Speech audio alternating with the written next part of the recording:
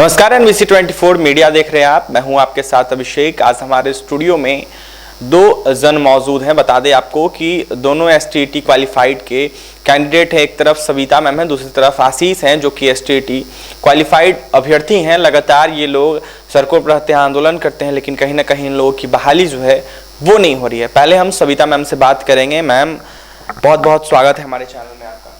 धन्यवाद अभिषेक जी, हमारे मुद्दा को हमेशा गर्म बनाए रखते हैं और कहीं ना कहीं आप लोग के कारण ही हम लोग टिके हुए हैं। सर मैम, आपसे एक पहला सवाल रहेगा। जिस तरीके से शिक्षा विभाग की तरफ से कहा गया है कि अगले माह के अंतिम हफ्ते तक जो बहाली प्रक्रिया है 7वें चरण की वो स्टार्ट होगी, तो क्या लगता है आप लोगों को भी उसमें शामिल किया जाएगा? सर, जब बहाली प्रक्रिया स्टार्ट होगी तो ज़रूर शामिल किया जाएगा। हमारा डिमांड है कि शामिल कैसे किया जाएगा उस पर सर ऑनलाइन सेंट्रलाइज और मेधा अंक भी ऑनलाइन ही जारी किया जाए। सिर्फ डॉक्यूमेंट वेरिफिकेशन के लिए नियोजन इकाई भेजा जाए, तभी ट्रांसपेरेंसी आएगा। नहीं तो हम लोग फिर वही होगा, ढाक के 3 पात रह जाएगा। हमारी बात को माना भी गया और हम संतुष्ट भी नहीं हुए। कहानी सेम हो जाएगा जो पहले होता था। तो हमारा शिक्षा मंत्री से, शिक्षा विभाग से स्पेशल रिक्वेस्ट है कि इसमें ट्रांसपेरेंसी लाए। ये तभी होगा जब हमारी डिमांड को सुना जाएगा। और हमें पूर्ण विश्वास है कि 7वें फेज की बहाली जो होगी, सीट की संख्या बहुत ज़्यादा है, सीट की संख्या बढ़ा करके ज़्यादा से ज़्यादा ऑल क्वालिफाइड की नियुक्ति की बात विचार किया जाए। आशीष जी, आप क्या कहिएगा? जिस तरीके से सचिवालय भी आप जा रहे हैं, तो क्या लगता है क्या होने वाला है? देखिए, अगर पूर्व में देखा जाए, जिस तरह से शिक्षा मंत्री जी का बयान आया है और शिक्षा विभाग की तरफ से बहुत सारा लेटर जारी हुआ था, तो अगर इसको देखा जाए तो आप देखिएगा कि 2021 के जुलाई मंथ में ही हम लोग को नियुक्ति दे रहे थे शिक्षा मंत्री जी और शिक्षा विभाग। लेकिन अगर उसको देखा जाए तो विश्वास तो अभी नहीं हो रहा है। जिस तरह से बता रहे हैं कि अगस्त के महीना में जो है 7वें चरण की शिक्षक भर्ती प्रक्रिया जो है वो शुरू हो जाएगी और ऑनलाइन और सेंट्रलाइज होगी, ये बात कही जा रही है। लेकिन इसका कोई अभी तक लिखित नहीं है जो अगस्त में आ जाएगा नोटिफिकेशन। तो हम लोग विश्वास कर रहे हैं शिक्षा विभाग पे, लेकिन पूर्व में इस तरह की घटनाएं हुई है जो कि शिक्षा विभाग की तरफ से स्पष्ट रूप से कहा गया था कि जुलाई में इन लोगों को नियुक्ति दे देंगे। उसके बाद फिर हुआ था 2021 के अगस्त सितंबर की बात की गई। लेकिन देखेंगे कि अभी तक हम लोग की नियुक्ति नहीं हुई है। अभी तक हम लोग सड़क पर रहते हैं, ये सचिवालय जाते हैं और शिक्षा विभाग में जाते रहते हैं। तो समझिए जो कि शिक्षा विभाग पे हम लोग विश्वास तो उठ चुका है, सभी अभ्यर्थी क्वालिफाइड एकदम नहीं है, भरोसा एकदम नहीं हो रहा है। कैसे होगा आप बताइए कि हम लोग इतना दिन से दौड़ रहे हैं, क्यों दौड़ रहे हैं? शिक्षा मंत्री जी का स्टेटमेंट, शिक्षा मंत्री जी 12 मार्च को बोले थे कि सीट से कम अभ्यर्थी क्वालिफाई हैं और जितने अभ्यर्थी क्वालिफाई हैं 12 मार्च को सबकी नौकरी पक्की समझी जाए। ये ऑन कैमरा, प्रिंट मीडिया, सभी जगह उनका ये स्टेटमेंट है।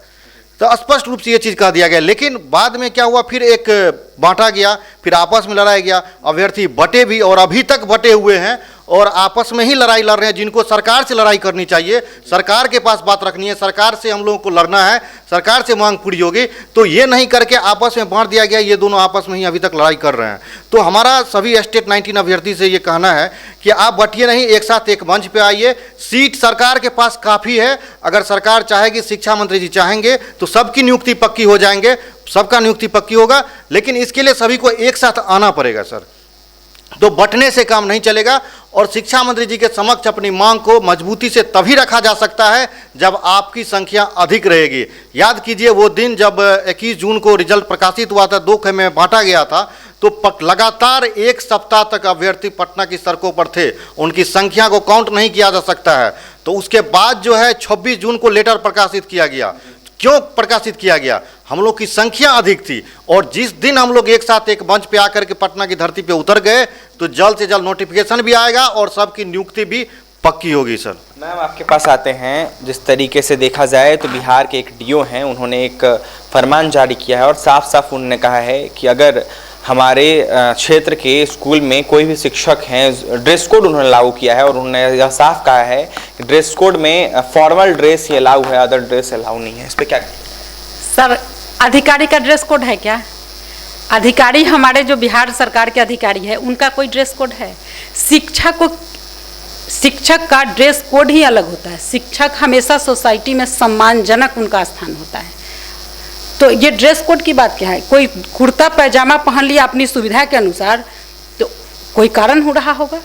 कोई ज़रूरी है कि सूट बूट अंग्रेज वाला ही पहने तो हम टीचर हैं। देखा जाए तो पहले भी धोती कुर्ता पहन के शिक्षक जो है पहले आज भी सर हमारे मन में शिक्षक शब्द आते ही मन में एक चित्र आता है, धोती कुर्ता गमछा साइकिल। क्या वो आज साइकिल पे चढ़ के जाने लायक है टीचर? इतना दूर दूर फेंका जाता है, इतना दूर दूर इनकी बहाली होती है। तो सुविधा के अनुसार, समय और परिस्थिति के अनुसार सब चीज़ बदलता है, उसी अनुसार है, अपनी सुविधा के अनुसार किए। अधिकारी लोग कुर्ता पैजामा नहीं पहनते हैं क्या? टी शर्ट नहीं पहनते? जींस टी शर्ट पहन के क्या ऑफिस ये फॉर्मल ड्रेस होता है? ऑफिस का ड्रेस नहीं है। बहुत बड़े बड़े अधिकारी लोग जींस टी शर्ट में रहते हैं। तो उस पर कोई उंगली नहीं उठाना है, किसी के ड्रेस कोड पे कोई टीका टिप्पणी नहीं, सब लोग अपनी सुविधा के अनुसार पहनते हैं। आशीष जी, आप इस फरमान को कैसे देखते हैं, कितना सहमत है इससे? देखिए, शिक्षक जो है वो पढ़ाने का जो उनकी शैली होती है, जो समाज में जो शिक्षा प्रदान करते हैं, बच्चा को जो शिक्षित करने का काम करते हैं, इससे शिक्षक का पहचान होता है। और किसी का भी फरमान जारी करना वो कहीं से उचित नहीं था। ये तो समझ लीजिए ब्रिटिश रूल का वो जो है याद आ रहा है, इस तरह का फरमान जारी करना। तो अंत में जो है अब इस पर कोई मुद्दा ये नहीं रह गया और शिक्षा मंत्री जी स्पष्ट कह दिए हैं, शिक्षक शालीनता से पहचाने जाते हैं, वो जो पढ़ाते हैं उससे उनकी पहचान होती है समाज में और बच्चों के सामने। इसलिए किसी प्रकार का ड्रेस कोड का बात नहीं है, वो अपना जो इच्छा है वो पहन के जाए। शिक्षा मंत्री जी ये लेटर भी प्रकाशित कर दिए हैं, तो अब इस पर कोई इश्यू नहीं है। और जो भी हम सभी बिहार के जो भी जनता है या बिहार के अधिकारी हैं, हम उनसे आग्रह करते हैं कि शिक्षक को आपके बच्चों को शिक्षित करने का काम करते हैं तो उनको सम्मान दीजिए। और एक बूंद बूंद से घड़ा भरता है और शिक्षक के द्वारा जो दिया गया ज्ञान है उसी ज्ञान को प्राप्त करके बच्चा आगे चल करके देश और राज्य का नाम रोशन करते हैं। तो हमारा जो है शिक्षा विभाग के जो तमाम अधिकारी हैं, जो भी जिला अधिकारी हैं शिक्षा विभाग के, तो उनसे आग्रह है शिक्षकों का सम्मान करें। और आप जो प्रश्न पूछते हैं शिक्षा विभाग से, आप जाइए निरीक्षण करिए, लेकिन जो विद्यालय में जो कमियां होती है उस चीज़ को भी देखिए और उस चीज़ को भी पूर्ति कीजिए। आपसे मांगा जा रहा है रिक्ति, शिक्षा विभाग की तरफ से रिक्ति मांगा जा रहा है प्रत्येक विद्यालय से, माध्यमिक विद्यालय हो चाहे उच्च माध्यमिक हो चाहे प्राइमरी हो चाहे मिडिल स्कूल हो, आप उस रिक्ति को ईमानदारी पूर्वक दीजिए, जिससे शिक्षा विभाग जो है शिक्षक भर्ती प्रक्रिया आगे बढ़ाएगी। तो शिक्षा जो भी अधिकारी है उनसे आग्रह है कि सर वो रिक्ति अधिक से अधिक संख्या में दे, वो ये उनका असली काम है। अगर वो बिहार के सच में बिहार को आगे ले जाना चाहते हैं, बिहार के बच्चों के भविष्य को संवारना चाहते हैं, तो बिहार के बच्चों का भविष्य सिर्फ शिक्षक ही संवार सकता है। जब तक विद्यालय में शिक्षक नहीं रहेंगे तो उनका भविष्य जो है अंधकारमय रहेगा और उनका सिलेबस किसी भी बच्चा का, किसी भी सब्जेक्ट का वो पूर्ण नहीं हो पाएगा जब तक पूर्णतः सभी सब्जेक्ट का जो है शिक्षक भर्ती नहीं होंगे। आशीष जी, एक सवाल रहेगा, क्या बहाली पूर्णतः ऑनलाइन होगी या फिर कुछ अलग प्रक्रिया रहेगी उसकी? देखिए, अभी तक जो अपडेट आया है तो उनके शिक्षा विभाग की तरफ से जो दीपक सर की तरफ से अपडेट दिया गया है, जो अप्लाई आप ऑनलाइन करिएगा, किसी नियोजन इकाई में आपको नहीं जाना पड़ेगा, लेकिन आप काउंसलिंग कराने के लिए नियोजन इकाई में जाइएगा। तो हमारा विभाग से स्पष्ट मांग है कि आप डॉक्यूमेंट वेरिफिकेशन के लिए जो है हमको शिक्षा ये नियोजन इकाई में भेजिए। डॉक्यूमेंट वेरिफिकेशन के लिए तमाम बिहार के अभ्यर्थी जाने के लिए तैयार भी है, लेकिन मेधा सूची का प्रकाशन ये सारा प्रक्रिया जो है आप ऑनलाइन और सेंट्रलाइज माध्यम से करिए, ना कि किसी नियोजन इकाई को ये पावर कभी मत दीजिए। नहीं तो फिर इसी तरह से जो तमाम कुछ वीडियो या डीओ का जो ऑडियो क्लिप वायरल हो रहा था जिसमें कुछ पैसा का लेन देन का बात किया जा रहा था, फिर वैसा ही मामला सामने आएगा। तो इसलिए विभाग से आग्रह है कि आप जो है सेंट्रलाइज और ऑनलाइन किए हैं, इसके लिए बहुत बहुत हम आपको धन्यवाद देते हैं। साथ ही आप मेधा सूची भी सेंट्रलाइज तरीके से बनाइए और सिर्फ हम लोगों को डॉक्यूमेंट वेरिफिकेशन के लिए नियोजन इकाई में भेजिए। मैम, आपसे सवाल रहेगा, दो खेम में आप लोग बटे हुए हैं, लगातार वो लोग कुछ और मांग करते हैं, आप लोग कुछ और मांग करते हैं, एक साथ क्यों नहीं आते हैं और क्यों नहीं एक साथ तमाम अभ्यर्थियों की बहाली की मांग करते हैं? सर, हम लोग एक साथ आने की बहुत कोशिश किए। हमारे कुछ ही भाई, सभी नहीं, कुछ ही भाई बंधु लोग हैं, वो लोग मंगल ग्रह से आए हुए हैं और मंगल ग्रह के बच्चों को पढ़ाने जाएंगे। तो स्पेशली मेरा स्पेशल रिक्वेस्ट है कि अभद्र शब्दों का प्रयोग ना करें। अभी संसद भवन में भी रोक लगा है, पार्लियामेंट में रोक लगा है, कुछ सिलेक्टेड 10 वर्ड है, उसको नहीं बोलना है। आप शिक्षक बनने जा रहे हैं, अमर्यादित भाषा का प्रयोग कीजिएगा, समाज में आपका क्या ये रहेगा? वही बच्चे जो आज देख रहे हैं, सुन रहे हैं, उसी में से कुछ बच्चे देख करके आपका क्या रिस्पेक्ट करेंगे? मेरिट, वो बोलते हैं मेरिट, सही बात है, उनके रिजल्ट पे भी मेरिट शब्द लिखा हुआ है, मेरे रिजल्ट पे नॉट इन मेरिट लिखा हुआ है, हम गर्व से बोलते हैं। क्या पॉइंट से मैं नॉट इन मेरिट में रह गई और वो पॉइंट से मेरिट में चले गए और हमारा एकेडमिक यदि उनसे ज़्यादा है और उनका कम है तो हमारी मेरिट कहाँ चली गई? हम तो कितना 10-15 साल पढ़ करके तब एकेडमिक मेरिट बनाए हुए। वो जो कोई बोलता है खरीदा जाता है, सही बात है कि बिहार से ही रूबी राय तैयार होती है, तो क्या आज बीपीएससी में क्वेश्चन मार्क नहीं है बीपीएससी पे? हमें विश्वास करना होगा रिजल्ट पे। हमको सर इसी बिहार में रहना है, बिहार से बाहर नहीं जाना है, हम काम भी इसी बिहार में करेंगे।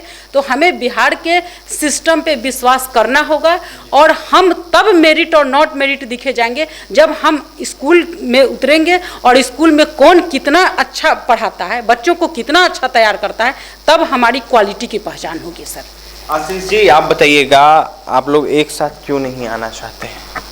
देखिए, हम लोग लगभग प्रयास करते हैं जो कि सभी अभ्यर्थी जितने भी स्टेट 19 क्वालिफाइड हैं सभी एक मंच पर आ जाएं, लेकिन कुछ लोग जो है जो दो खेमे में जो बटे हुए हैं तो वो अभ्यर्थी को बरगलाने का काम करता, वो आने नहीं देते हैं। बहुत सारे जो मेरिट के अभ्यर्थी कहते हैं अपने आप को, बहुत सारे अभ्यर्थी हमारे संपर्क में है और हमारे साथ आना चाहते हैं, बात होती है हमसे, रेगुलर बातचीत होती है, लेकिन वो भी समझ रहे हैं जो कि ये लोग जो है जानबूझ करके जो विद्यार्थी को जो है स्टेट कैंडिडेट को बरगलाने का काम करता है।